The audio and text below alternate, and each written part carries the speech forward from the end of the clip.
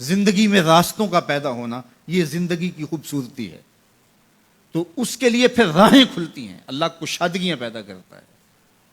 اور انسان کی زندگی کا بہت بڑا مسئلہ ہے، وہ کہتا ہے میری ضرورت پوری ہونی چاہیے، اور وہ اپنی سب سے بڑی ضرورت روزی روٹی کو سمجھتا ہے. حالانکہ سب سے بڑی حضرت انسان کی ضرورت ہدایت ہے، سب سے بڑی ضرورت. اور یہ وہ شے ہے جو ہم ہر روز ہر نماز کی ہر رکعت میں مانگتے ہیں، اہدنا الصراط المستقیم. یہ روزانہ مانگنا پڑتی ہے. اور رزق اللہ نے اپنے ذمہ کرم پہ لیا ہے، وہ ان کو بھی دیتا ہے جو نہیں مانگتے. وما من دابۃ فی الارض الا علی اللہ رزقها. زمین پہ چلنے رینگنے والی کوئی چیز نہیں جس کا رزق اللہ کے ذمہ کرم پہ نہ ہو. ہر شے کا رزق اس کے ذمہ کرم. پتھر کے اندر جو کیڑا ہے اس کو بھی وہ رزق فراہم کرتا ہے. اللہ اکبر. ہم تو کاروبار پہ جا رہے ہوتے ہیں، ہماری تو فیکٹری ہوتی ہے، ہماری تو ملازمت ہوتی ہے، دفتر جا رہے ہوتے ہیں اور ہمیں وہاں رزق ملنا ہوتا ہے. لیکن پرندوں کی تو کوئی فیکٹری نہیں ہوتی، ان کا تو کوئی دفتر نہیں ہوتا. جب صبح چلتے ہیں تو خالی پیٹ ہوتے ہیں، کبھی بھوکے نہیں آئے. بن توکل پنچھی اڑ دے، خرچ نہ پلے زیرہ ہو. کوئی خرچ نہیں لیتے، کوئی راس المال نہیں ان کے پاس ہوتا، کوئی ایک دن پہلے بکنگ نہیں کروائی ہوتی. کوئی فیکٹری نہیں ہے، کوئی دفتر نہیں ہے، لیکن کبھی بھی خالی نہیں آئے. فرمایا اللہ پر توکل کرنے کا جو حق ہے اگر وہ تم ادا کرو تو وہ تمہیں ایسے رزق عطا کرے جیسے پرندوں کو عطا کرے.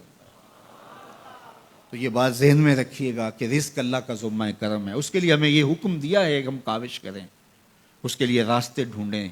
لیکن اس کو اپنے اوپر طاری کر لینا یہ دانشمندی نہیں ہے. تو اس لیے سب سے بڑی ضرورت حضرت انسان کی ہدایت. اب اگر تقوی اختیار کر لے بندہ تو پھر یہ سب سے بڑا مسئلہ جو انسان نے خود سمجھا ہوا ہے یہ خود بخود حل ہو جاتا ہے. وَمَن يَتَّقِ اللَّهَ يَجْعَل لَّهُ مَخْرَجًا. جو اللہ سے ڈرنے لگ جاتا ہے اللہ راستے کشادہ کر لیتا ہے. وَيَرْزُقْهُ مِنْ حَيْثُ لَا يَحْتَسِبُ. اللہ اس کو وہاں سے رزق دیتا ہے جہاں اسے گمان بھی نہیں ہوتا. یہ تقوی کا عملی نتیجہ ہے. اور یہ وعدہ میرا نہیں ہے، یہ وعدہ میرے رب کا ہے، اور اللہ کے وعدے سچے ہیں. یہ کسی مفکر نے، یہ کسی معاشیات کے ماہر نے نہیں بتایا کہ تم یہ کرو گے تو یہ نتیجہ ہوگا. ماہر معاشیات کے مشورے کو ہم قبول کرتے ہیں کہ یار اس نے معاشیات کو پڑھا ہے، اس نے جو بتایا ہے وہ اس کا نتیجہ وہی ہوگا. یہ جس نے معاشیات کو پیدا کیا ہے، جس نے رزق کو پیدا کیا ہے، یہ اس کا وعدہ ہے. اگر تم اس سے ڈرنے لگ جاؤ گے تو وہاں سے رزق دوں گا جہاں تمہیں گمان بھی نہیں ہوگا. تو یہ تقوی کا عملی نتیجہ ہے. تو اللہ کے محبوب علیہ الصلوۃ والسلام نے ارشاد فرمایا میں تمہیں تقوی کی وصیت کرتا ہوں، یہ تیرے تمام امور حیات کے لیے خیر و برکت کا ذریعہ ہے. تیری زندگی میں جمال پیدا ہوگا، حسن پیدا ہوگا. تیری دنیا بھی، تیرا دین بھی، تیری معاش بھی، تیری معاشرت بھی، سب میں خوبصورتیاں آ جائیں گی اگر تو اللہ سے ڈرنے لگ جائے گا. جو اللہ سے ڈرتا ہے پھر وہ کسی سے نہیں ڈرتا. اور اللہ سے ڈرنے اور اللہ سے محبت کرنے اور تقوی اختیار کرنے کا نتیجہ یہ ہوتا ہے کہ انسان پھر لا خوف علیہم ولا هم یحزنون کی عملی تصویر بن جاتا ہے.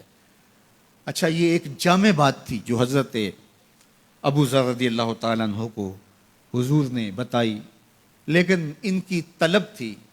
موقع ملا تھا حضور کی چوکھٹ پہ حاضری کا تو دامن طلب پھیلایا تھا.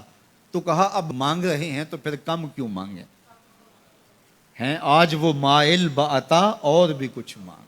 تو آج پھر جھولی پھیلا لی اور کہا زدنی یا رسول اللہ صلی اللہ علیہ وسلم. حضور یہ تو عطا کیا لیکن مجھے کچھ اور بھی ارشاد کیجئے، میری جھولی میں کچھ اور بھی ڈال دیجئے.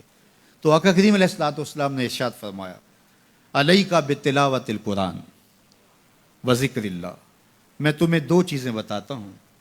ایک تو قرآن مجید کی تلاوت کو معمول زندگی بنا لو، اور دوسرا اللہ کا ذکر یہ اپنی زندگی میں اتار لو.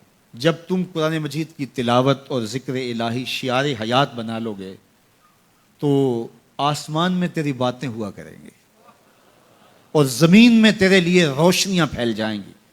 یہ تیرے لیے زمین میں نورانیت کا سبب ہوگا اور آسمان میں تیرا ذکر پھیل جائے گا. قرآن مجید کی تلاوت، قرآن مجید کے ساتھ شغف پیدا کیجئے اور اپنی زندگی کو قرآن مجید کے ساتھ جوڑ لیجئے.